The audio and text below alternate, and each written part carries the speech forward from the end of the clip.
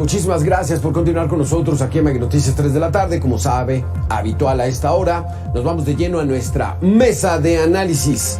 Le doy la bienvenida a Jeremías Zúñiga, presidente de Comunidades Seguras allá en Veracruz. Jeremías, gracias por estar con nosotros. Hola Alberto, buena tarde, un saludo al auditorio, también saludo a Karen Reyes. Doctora Karen Reyes Castro, abogada defensora de derechos humanos. ¿Cómo estás, doctora? Gracias por estar con nosotros. Muchas gracias, Alberto García, a todos en el estudio, a tu público, y también compartir con Jeremías es un gusto y aquí estamos pendientes. Jeremías, primero las damas. Doctora Karen Reyes, el tema de hoy aquí en esta mesa en particular es la famosa llamada puerta giratoria. Detienen a una persona, no hay pruebas, o no indagaron bien, o no presentaron bien la acusación, o el juez está coludido, pero el chiste es de que entra y sale, vámonos. ¿Por qué ese fenómeno? ¿Quién es más responsable? ¿El Ministerio Público por no recabar bien una acusación? ¿O el juez que se la lleva muy campechana y mejor dice que se vaya en libertad? Claro, aquí hay varios puntos que hay que analizar. Uno, que no toda la respuesta está en el sistema penitenciario, no toda la respuesta está en que si se hace bien o no las cosas. Habría que analizar otros temas, como cuáles. Uno, la información y difusión que se da a la ciudadanía, cómo atinadamente se está haciendo en este espacio. Dos, el tema de que efectivamente es un trabajo coordinado entre Ministerio Público, Policía, de Investigación y peritos, que es la tríada investigadora. Pero también tendríamos que hablar acerca de la actividad jurisdiccional, como atinadamente refieres en tu comentario. Entonces, la llamada puerta giratoria, se le ha dicho así, a el hecho de que una persona que es detenida por cualquier delito y que se sigue una investigación, se inicia un proceso, se lleva ante el órgano jurisdiccional y es ante él quien decidirá si continúa o no y resolverá la situación jurídica de una persona y por consecuencia se dictará en su favor o en su contra, mejor dicho, una medida cautelar. Esta medida cautelar, que de acuerdo al 19 constitucional será de prisión preventiva. Se habla de prisión preventiva como la privación, la restricción a la libertad de una persona, ya sea de manera oficiosa o justificada. Sí. Y el hecho de que se piense que es una puerta giratoria deviene de que pues la sociedad, el ánimo que se tiene en la sociedad o sensación en la sociedad, de seguridad, es de inseguridad. ¿Por qué lo comento? Porque la sociedad percibe como la falta a un sistema judicial efectivo derivado de que las personas que cometieron un delito sean las primeras que salen. Y se entiende que entonces es culpa del Ministerio Público, que es culpa del juez, pero no culparía yo en uno en específico, o es más culpa de alguien, o es culpa del órgano jurisdiccional. Creo que es un todo, y un todo tendríamos que analizar la actividad del Ministerio Público, la actividad del órgano jurisdiccional, pero también cómo percibe la ciudadanía, cómo percibe la sociedad los procesos en el ámbito penal. ¿Por qué? Porque de ahí deviene mucho el cómo se comprende si es una puerta giratoria o no. ¿Y por qué se ha llegado a ese extremo? Porque muchos delitos o personas que fueron detenidas por un delito, pues en menos de una semana están afuera y se piensa, ya lo absolvieron. No lo absolvieron, sino que no se siguió o no se vinculó al proceso una persona y por ende no pudieron ni ponerle un para continuar su proceso, o la otra, se le impuso una medida cautelar que no es de prisión preventiva, y eso que implica que la persona va a seguir su proceso pero en libertad, y eso hace pensar a la ciudadanía que la persona está libre, que goza de beneficios o que está vendido el tema con el juez, y no necesariamente hay esa percepción, pero habría que analizar estos prismas y analizarlos de manera muy cuidadosa, con independencia de que la ciudadanía lo perciba. Uno de los grandes defectos que tiene nuestro sistema judicial es la famosa politización. Todo se politiza. Todo se vuelve a intereses políticos, a intereses de grupos en el poder, a intereses de partidos políticos, y eso me lleva a preguntarte, Keren, ¿cómo ves esta filtración de los documentos de la investigación que hizo la subsecretaría de Alejandro Encinas en torno a los 43 desaparecidos de Ayotzinapa, que pues estaban tachadas las partes para que se respetara mucho el duelo de los familiares, pero filtran el documento y se dan detalles? Qué importante. ¿Qué pasa con eso?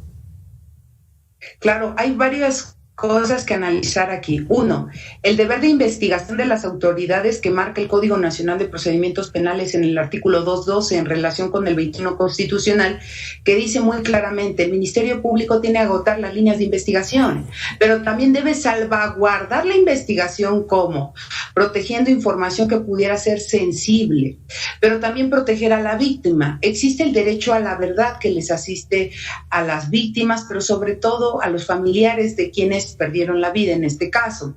En ese tenor tendríamos que analizar, uno, ¿quién filtró la información? Obviamente que tenía acceso directo a la carpeta de investigación y por ende si tenía acceso directo a la carpeta de investigación, entonces ¿con qué fin lo hizo? Efectivamente hablas de una politización. Desgraciadamente hemos arribado a este punto porque, uno, porque no se ha atendido el asunto de manera adecuada, dos, porque acudimos a los medios de comunicación para tratar de llamar la atención, ya sea en un afán positivo, es decir, que nos atiendan a acceder a la justicia de manera pronta, o la otra, politizar el asunto para generar temas políticos que nada tienen que ver con la resolución de los asuntos planteados. En este caso, el que las víctimas tengan la información certera. Entonces, está muy alejado la politización en muchos casos de la respuesta a las dudas, a las inquietudes que tienen de manera pues oportuna las víctimas, obviamente. En ese tenor tendría que analizarse si quien filtró la información lo hizo obviamente a conciencia. Habría que analizar también si incurre o está en una figura que el mismo Código Penal lo requiere. Claro. Si se obstaculiza la investigación, hablamos del delito de encubrimiento, ¿eh? Claro. Entonces, habría que analizar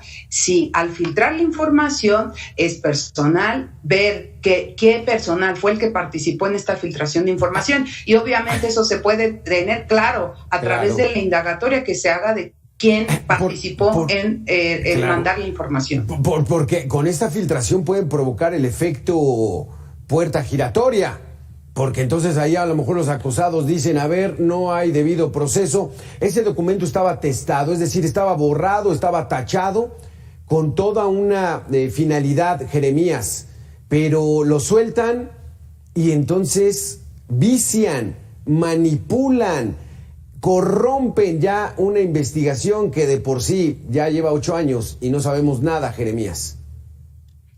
Bueno, Alberto, en políticas no hay casualidades. La filtración, desde luego, tuvo que haber estado consensuada. Se da esa filtración porque era conveniente. Desde luego habrá afectaciones y tiene que haber consecuencias penales. El problema radica en que en muchas ocasiones es que no se dan esas consecuencias administrativas o penales con quien filtra la información. Aquí es donde tendría que presentarse esa situación para tratar de revertir este tipo de acciones que muchas veces se hace para efectos políticos, Alberto. Sí, exacto, Keren. Entonces, se ve mucho la mano de quien haya decidido filtrar a los medios esta información, porque se está politizando el asunto, que de por sí ya está muy politizado, ¿no crees? Claro, tendríamos que hablar, como atinadamente decía Jeremías, el tema de el efecto del por qué se filtró. Decía yo anteriormente que habría que analizar quién fue o qué dispositivo fue a través del cual se difundió esta información para realizar una investigación real, a fondo, no politizada. Y entramos a otro tema. ¿Quién va a investigar este tema si el mismo tema ya está politizado en sí? ¿Quién va a investigar? ¿Una autoridad independiente, imparcial, libre?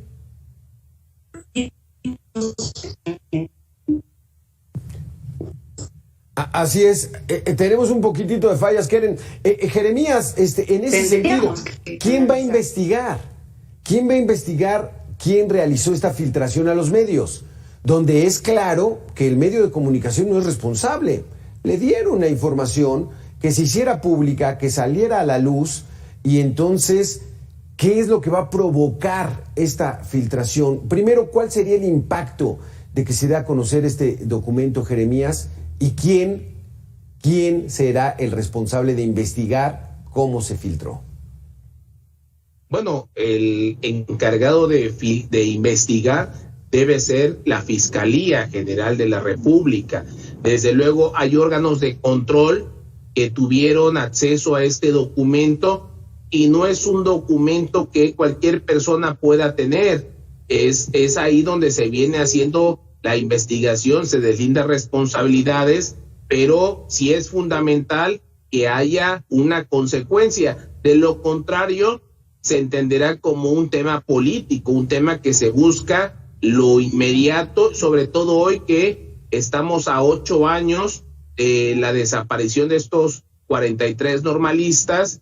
Y bueno, pues en política, como yo señalaba hace un momento, no hay coincidencias, hay causalidades y una de las causas es la que se está presentando. Keren, parece que ya retomamos la comunicación contigo. Aquí la situación está de que ese documento lo tuvo también la Subsecretaría de Gobernación, lo tuvo la Fiscalía, lo tuvieron varias personas, y entonces ver quién lo filtró, pues bueno, podría ser buen motivo para saber que las cosas se hacen bien, pero ¿cuál es el impacto que ves tú, Keren, el que haya salido este documento sin esas tachaduras, sin esas borraduras? Bueno, como atinadamente han mencionado ambos, tiene varias cuestiones. Una, la politización efectivamente del asunto. Dos, tratar de dar una respuesta inmediata, no mediata, a las víctimas. Las víctimas tienen derecho a la verdad, pero una verdad científica, una verdad real, no una verdad que nos pueda calmar el momento. Y eso es lo que también se está buscando para dar a mostrar una transparencia aparente y que con ello se revele que las autoridades están cumpliendo con su parte. Eso también puede ser un mensaje. Otro mensaje que también se puede obtener es que se trata de evidenciar que no hay corrupción, que hay total transparencia y que si se hicieron algunas cosas, pues ahorita se está buscando tratar de evidenciar aquello que no se hizo bien. Pero hay que tener cuidado también aún para hacerlo, porque se trastocan derechos, el derecho de las víctimas, los ofendidos en este caso, y también la línea de investigación que se esté siguiendo, porque no debemos dejar pasar que la investigación, como atinadamente se decía, lleva muchos años, pero sobre todo no tenemos un esclarecimiento real de los hechos, como propone la Constitución, como parte de las obligaciones del Ministerio Público. El Ministerio Público, que tenía la investigación inicialmente, ya no la tiene, y cambiaron al Ministerio Público que la tenía, y ha tenido ello diversos cambios que han impactado también en el proceso, pero sobre todo en la investigación y en que realmente se investigue, que es el fondo del asunto, saber qué ocurrió realmente y no lo que quieren aparentar que es lo que ocurrió. Entonces no se está buscando una verdad científica, se está buscando una verdad politizada. ¿Qué es lo que parece, no? Y todo parece indicar que es pues para proteger grupos de mucha fuerza, mucho poder en nuestro país, como podría ser el ejército mexicano.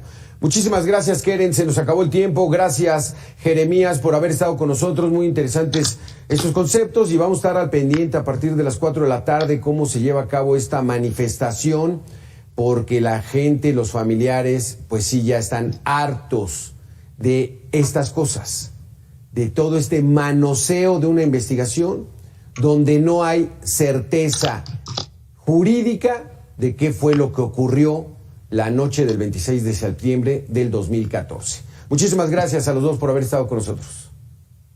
Muchas gracias. Gracias por la invitación.